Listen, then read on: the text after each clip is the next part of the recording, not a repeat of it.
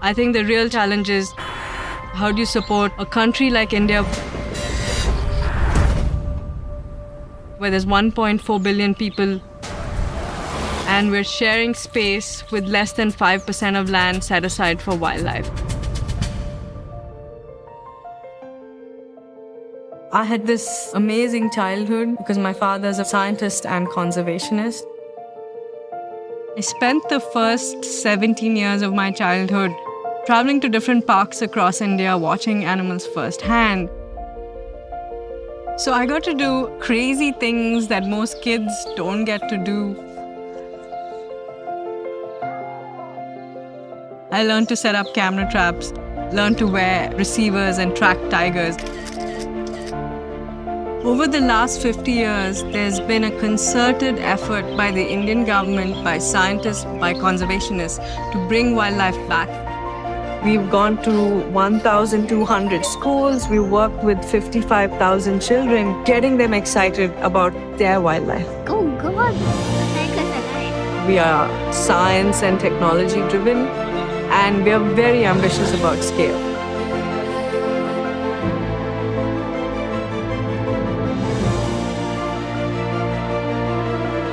I don't want to live in a planet without tigers and elephants and bears and wolves and leopards. I don't. And once gone, you cannot bring these wildlife back. We have solutions.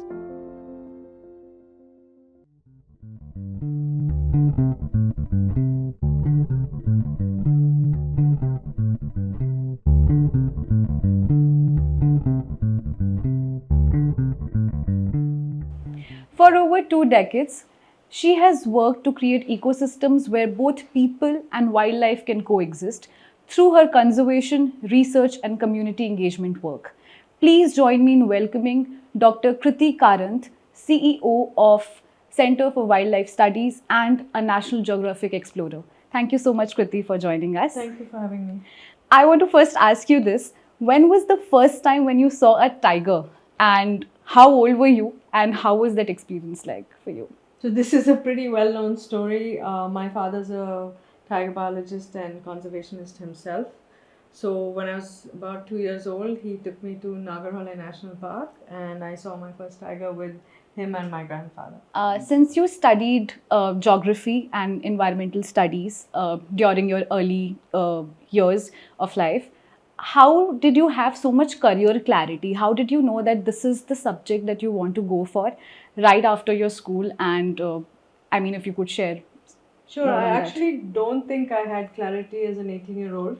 When I first went to the University of Florida to do my undergrad, I started out as a microbiology major and then very quickly realized that I'm not a big fan of chemistry and physics, and I switched to biology and environmental science.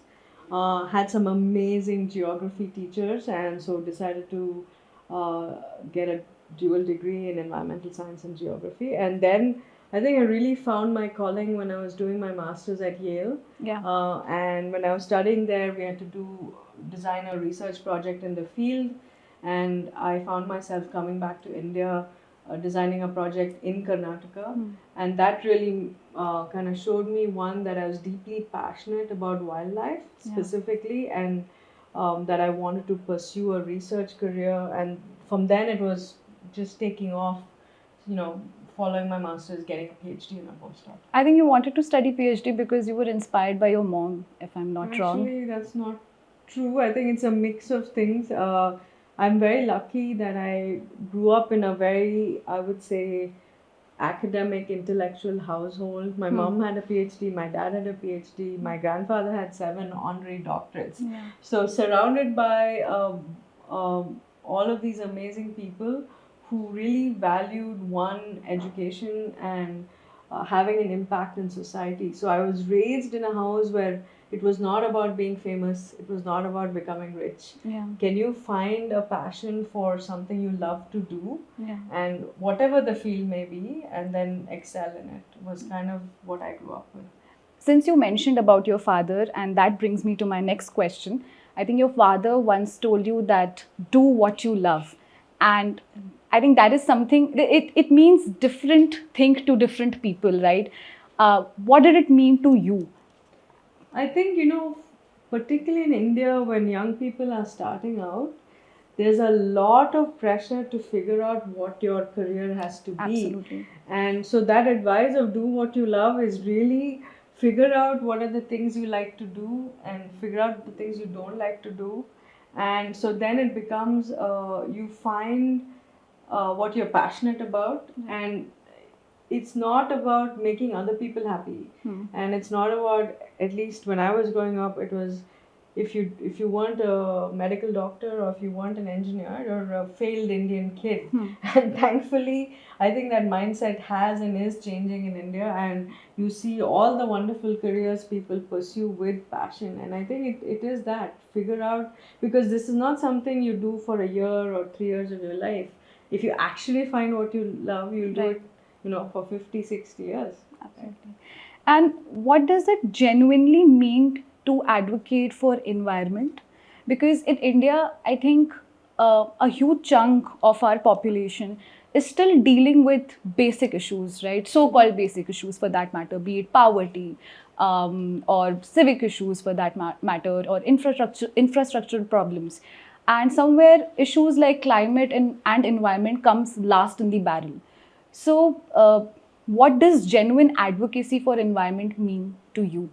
So I think one of the big challenges we have is that people see themselves as separate from nature. Yeah. Particularly in urban India, when you live in semi-urban areas or large cities, you don't have many green spaces. You don't engage with nature. You certainly don't engage with much wildlife, right?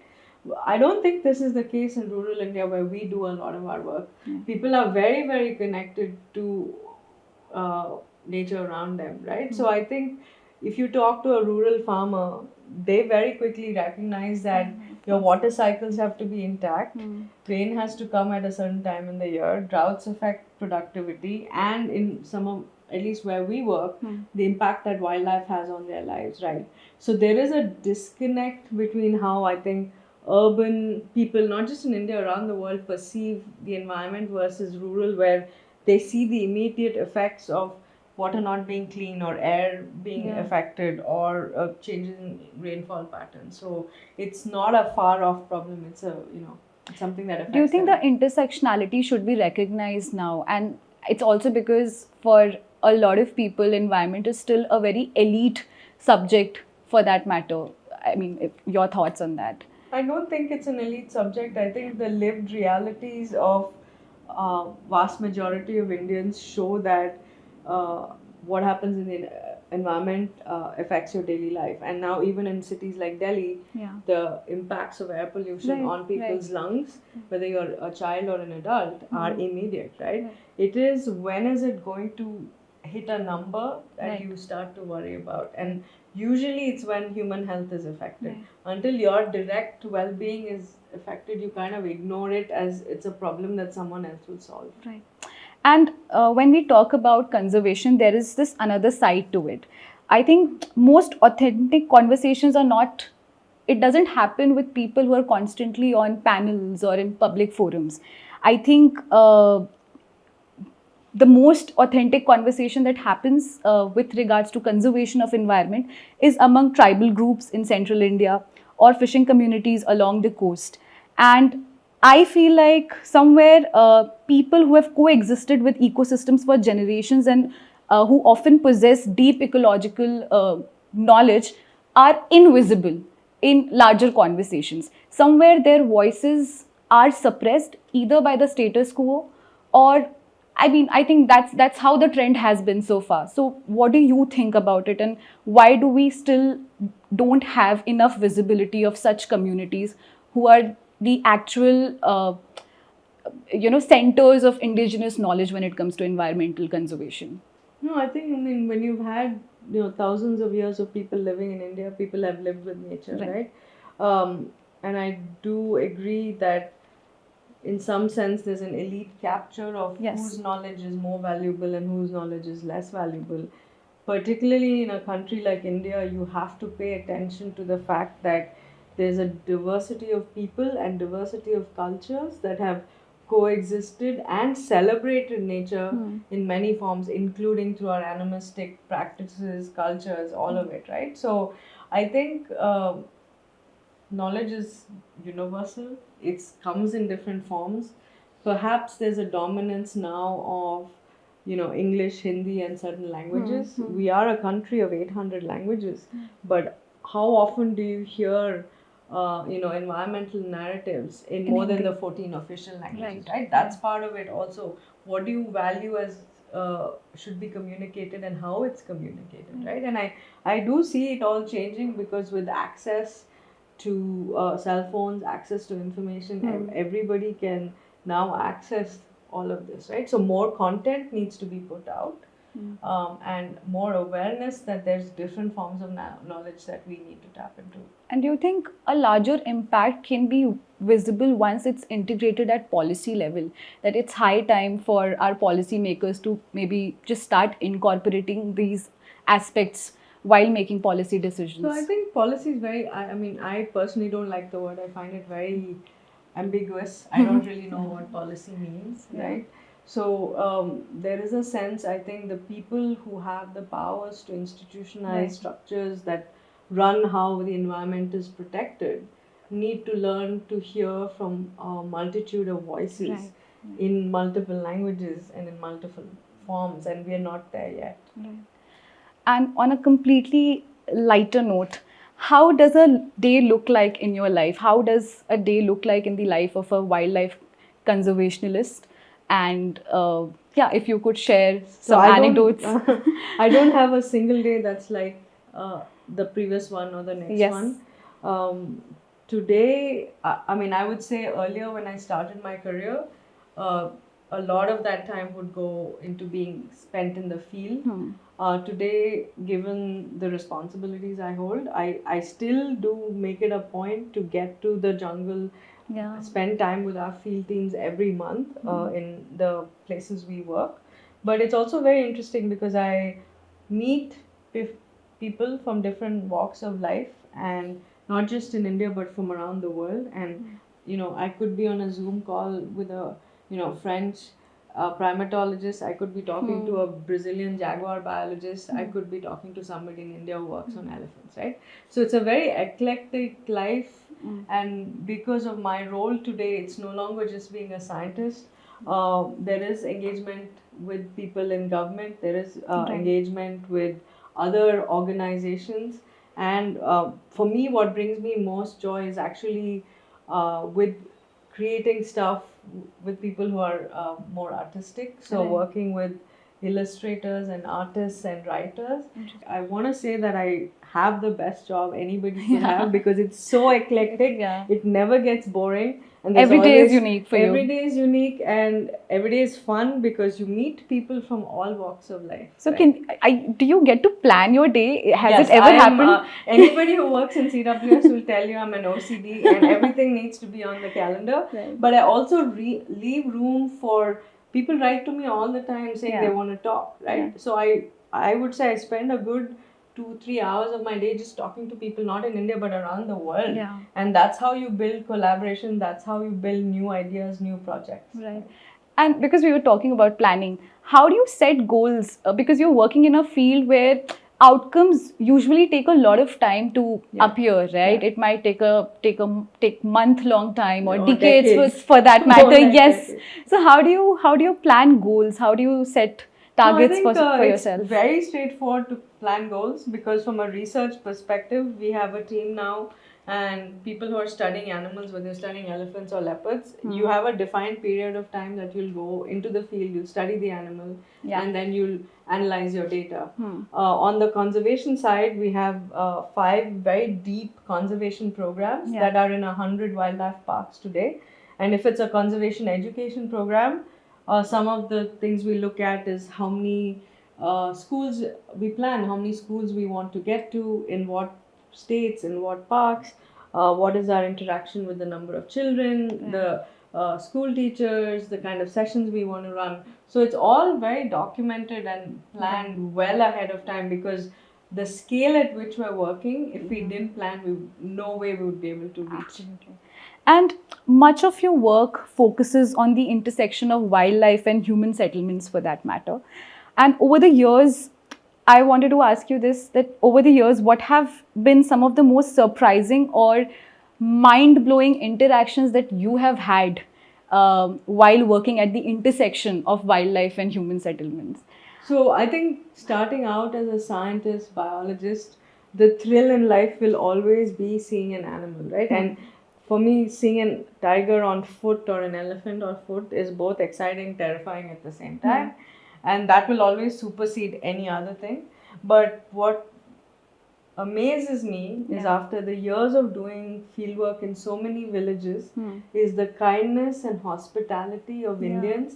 Any part of India we've gone to, whether it's rural Odisha or rural Maharashtra or Karnataka, people are extremely welcoming.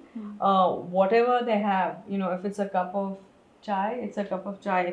If it's 6 bananas, they people share food, they share time, they share stories, and I think that is what keeps the the work meaningful and real. Can you recall any instance from your experience so far when it comes to developing some sort of a bond with these local communities, or for that matter, if you've ever had an emotional attachment while working on a certain project? If you can think of any moment. For me, our Wild Savvy program, which assists people with filing claims for conflict, it's a program we started 11 years ago. We're in 35 different parks in India today. But when I go on those field visits, and I've heard thousands of stories of people losing crops to elephants or having their goat and sheep killed by leopards, right?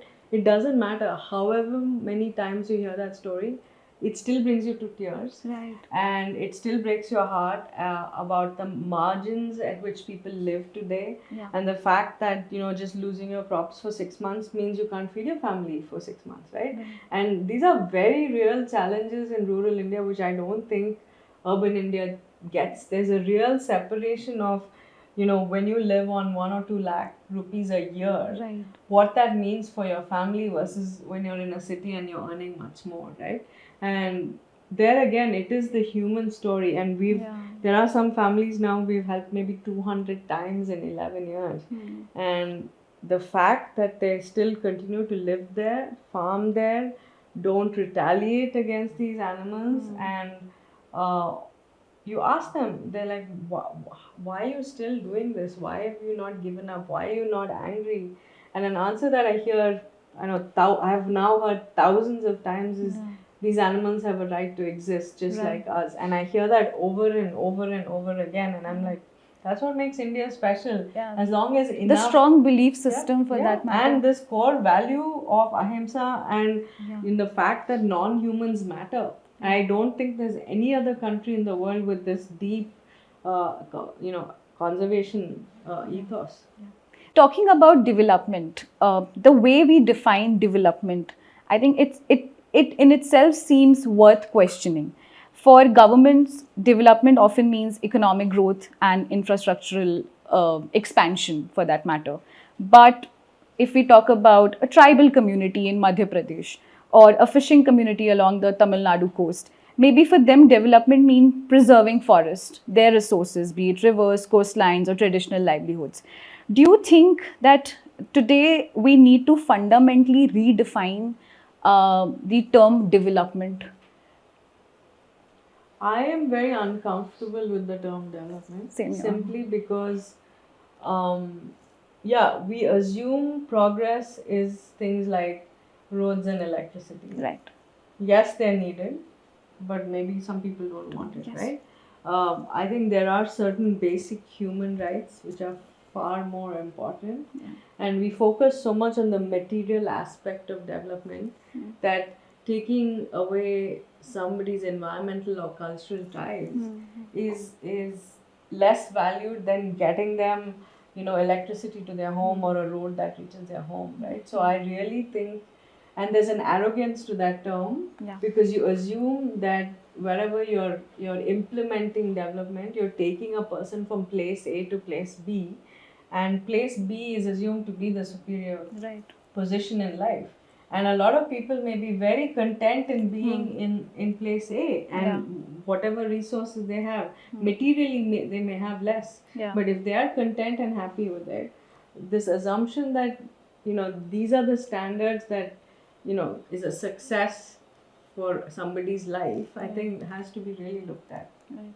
And this also brings me to this very important question that I've been meaning to ask you, which is that the Forest Conservation Amendment Act, which is now called as the One Sanrakshan Evam Samvardhan Abhinayam, has been praised by the government for facilitating infrastructure projects, but is also highly criticized by the conservationists.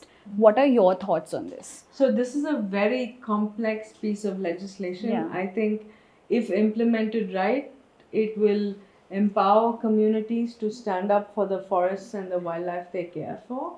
But it could also have extremely devastating impacts. So I don't think you can unpackage it as 2 good things and 3 bad things. It's very powerful. Yeah. I think it has a huge potential to protect the environment in a way that's never been seen or used before. But it also has great opportunity for it to be abused. So I think it's a complex issue which you cannot answer in a 2 or 3 minutes. Have you ever addressed these issues through CWS or any of your initiatives? I think, fundamentally for us is defining what is human well-being, right? And if you define human well-being as somebody wants to continue to live in a forest, then you figure out ways to improve their lives. If they want to move out, you figure out ways to improve their lives. I think the thing we need to stop doing is making assumptions that people want to stay or move. And I think it varies by person, it varies by family, it varies by village and where somebody is located, right? So give people the freedom to choose. I think everybody is an adult. They know what's good for them and what makes them happy. And talking about your work again, the core part of your work, what is the most rewarding aspect of your work? Is it the responsibility that comes along with it, or is it the sheer thrill of meeting diverse new people on a regular basis? For me, it's if I had to pick a few things, one is seeing the impact of our conservation programs. When I see a child's eyes light up when they discover a new Indian animal or realize how special, say for example, a Malabar giant squirrel is, or what a lion-tailed macaque is a huge win. When there's a family that has called for help 200 times, and my colleagues have helped them 200 times with filing for ex gratia compensation, I know it's a huge win, right? So there's no one big thing, it's lots and lots and lots of small moments. And for me as a scientist, always seeing a paper published and having my name as part of the co-authors, that still brings me joy. I mean, I published... Do you get thrilled by looking at your bylines? Thrills in life are not what thrill most other people, right? So there are hard-fought thrills, but I think we often obsess about the big wins, and in both in conservation and science, thousands of small wins actually add up to a lot of joy. I'm sure it requires a lot of patience as well, right? How did you develop that? Was it because you grew up around your father? So did you develop a sense of patience from there? Anybody who knows my father or me will not classify either of us as very patient people. I think my impatience actually comes from the urgency of the crisis at hand, which is that wildlife are in trouble in India. Anybody who's saying they're not is glossing over real serious both environmental and wildlife issues in our country. And so the impatience comes from we're not doing enough and we need to do more and we need to help more people so that animals can be protected, right? I think where you learn patience is what I've had to do over the last 8 years, which is rebuild the Center for Wildlife Studies. And then you realize you as one person cannot possibly do any of this. Today we're a team of 147 people, and the patience comes from having to work with people with different backgrounds, different styles of working, and giving people room to grow. And so that's been really the learning patience part. And I also have read somewhere that even after 20 years of working in this space, you still don't feel satisfied. Yeah, so it's 28 years Yeah. of working in this space, Yeah. and But how do you define satisfaction? What no, does it mean? I don't know. For me, it is these moments of knowing that the work we're implementing is having a real impact on people's lives, right? Right. And the simplest joys remain the fact that I can go to a place and see elephants and see gaur and see Yeah. wild dogs, right? So I think you have to figure out what do you classify as satisfaction and happiness, or fulfillment for that matter. Well, thank you so much, Krithi, for having this conversation with us. And before we let you go, we want you to share a message with us on our One Purpose coffee table book. Just a second. This is like a series of messages that we've had for our previous guests. So we had Soumya Swaminathan. And of course Vineet Rai, and there's this gentleman, he was the ex-captain of India's volleyball team. We also had Gajendra Singh Shekhawat, current cultural minister, and Shibulal family, of course.